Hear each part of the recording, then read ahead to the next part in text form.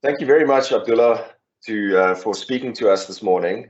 We thought it would be an opportune time to chat to you about your book, Disruption Amplified. You launched this last year in the middle of lockdown, and I think even then we still thought that lockdown would be over by now, or that we'd be back to normal, which it hasn't been. And you very rightly called it. You said, it's going to change the way we do business. It's going to change everything. And what I particularly liked is that you start with the macro effects and you move down to how it affects retail, how it affects travel, how it affects our personal relationships even. And then you have this scale, you have this meter where you say, what's the likelihood of your specific scenario as you sketch it out, which I think in many cases we've already started seeing happening. To the people watching, Abdullah is the head of the strategists, which serves companies and clients across probably all the continents. Maybe Antarctica's left out of that. And then I know you from being a very much loved lecturer at Gibbs. So maybe Abdullah, just to introduce the conversation, one of the topics that you speak about is retail. And you say, obviously, that we're looking at a scenario where retail might move online completely, where retail might be moving back to normal, or some kind of a hybrid of that. And what we've seen on the dealer network side is that obviously the manufacturers have embraced a bit of this. They've some of the brands like BMW and Hyundai and Volvo have introduced online retailing. Some have said that they are going to go online only in future. But how do you see this play out specifically for the dealer network? And what do you see the world looking like in the near future? Leo, thank you for the invitation and for kindly hosting me. And you probably realize from what you see in the back of me that I'm a particular fan of the automotive sector. I love cars. I'm sorry if I don't have all of your brands if you're listening in today, but I have a particular affinity from when I was growing up towards motor vehicles. And so really bringing this to the question, I want to maybe frame a picture in terms of where I see the next 2 to 5 years going into. And I often argue that the canvas that we're painting on is very different to the canvas that we were used to and accustomed to. And if the canvas that we're painting on is different, then without a doubt, we need a new set of colors, or at least a new combination of colors to be able to paint on this canvas. And if we take my analogy one step further, that we have a new canvas and that we need a new set of colors or a new combination of colors, then without a doubt, we need new skills as painters. And you might say to me, what does that mean? And how does that apply to the world of dealers? And how does that apply to retail? And how does that apply to auto? Well, the canvas is what's happening around us. It's the changes that we see in terms of the economic landscape. Very importantly, in the case of automotive dealers, it's this what I call cognitive rewiring of human behavior. It's the fact that many of our customers are shifting, right? Our customers have very different patterns of behavior. And often we see the auto sector in isolation of this canvas. And I say that we are not independent of the world in which we live in.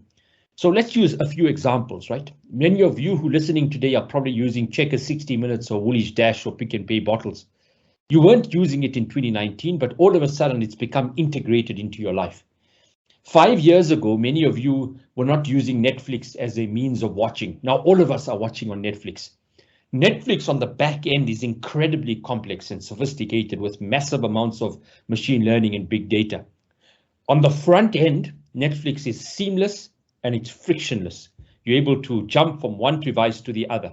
You're able to, or they're able to use very sophisticated machine learning and big data to understand your patterns of behavior, to understand the genre of shows that you're watching, to use the big data of all of the people who are watching those data to inform what are the next shows that they need to produce or they need to create or they need to put together. And so let's use these two examples and then say, how does that cognitive rewiring appear and apply to motor dealers? Well, it applies because when Abdullah or when Leo or when Samantha or when Katlego has a Netflix experience, they expect the same frictionless, seamless, coordinated experience from their bank, from the insurance company, and even from their automotive retailer. And so part of what I argue in the book is we must get more of that. When you talk about the seamless experience, and you make a very, as you say, a valid point. I was thinking about technology, but you also thinking about the way in which people are acting. So the way in which they integrate with, work with brands across. And we can't say, well, we have got a big infrastructure. We've got cars parked on showroom floors. We have to think that as people are being trained, as they change, we have to serve them in that way. You talk about this. Sorry, go ahead. You know, there's this big misconception that the future is digital, right? It's not digital. The future is phygital. It's physical plus digital. So let's spotlight two of the fangs, right? Apple and Amazon. Everyone thinks Apple and Amazon are fundamentally technology-enabled companies, but Steve Jobs was particular that we start with design. We go deep in terms of design, and then we build the technology by pushing the engineers to create the technology that's built around personalization.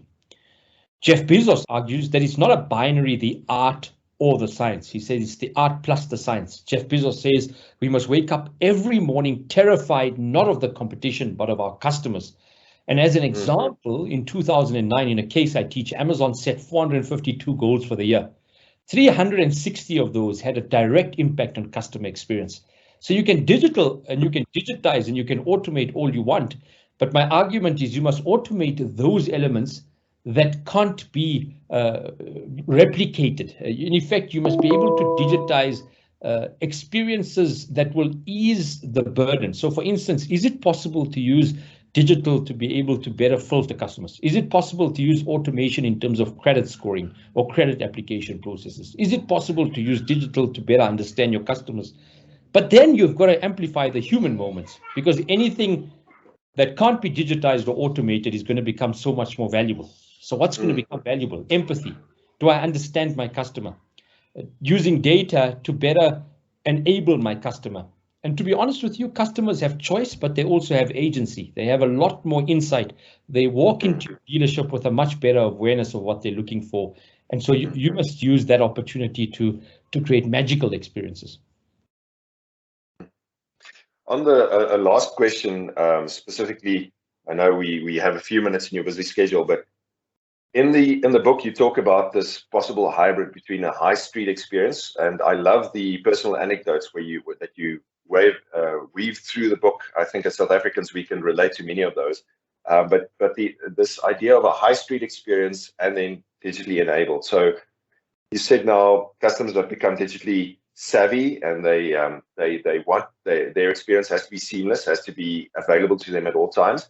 What is the high street element of that? How do you see that play out for dealers?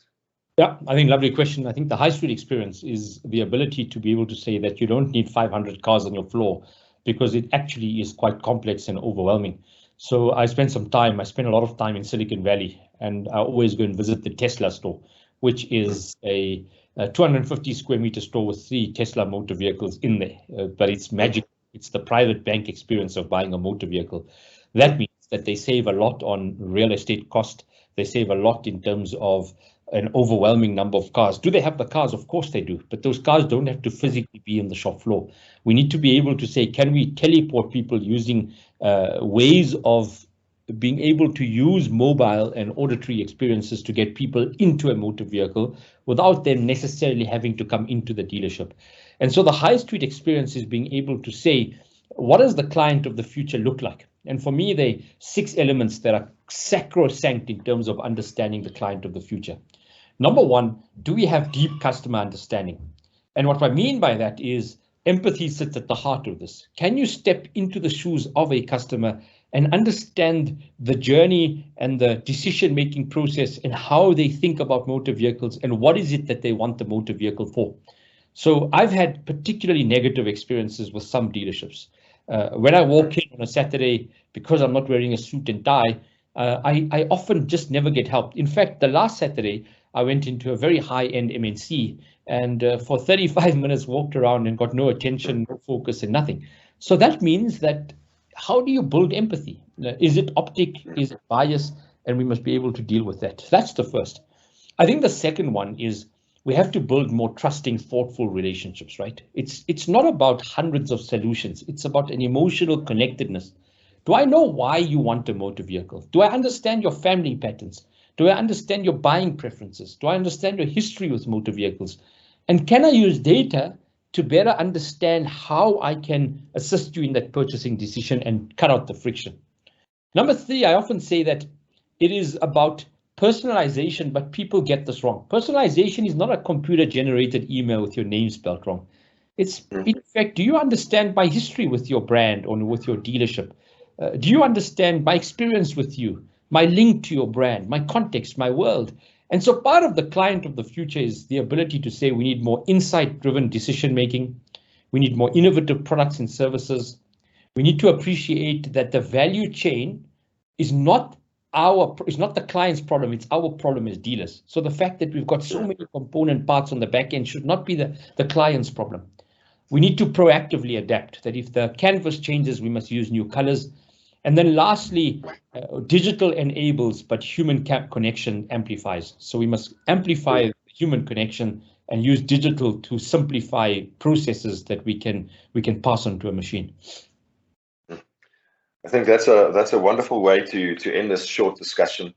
I personally found this a really helpful book, and you've kindly signed 3 for us, which we'll be handing out. If you're watching this in August or September 2021, please do enter on dealerfloor.co.za, and we will be giving out 3 of these signed books. And if there's, I know there's a high demand, then we might even beg you for a few more. But thank you very much for making the time. Thank you very much for the insight, and we hopefully will come knocking on your door again in the near future. Every time. Look forward to chatting again.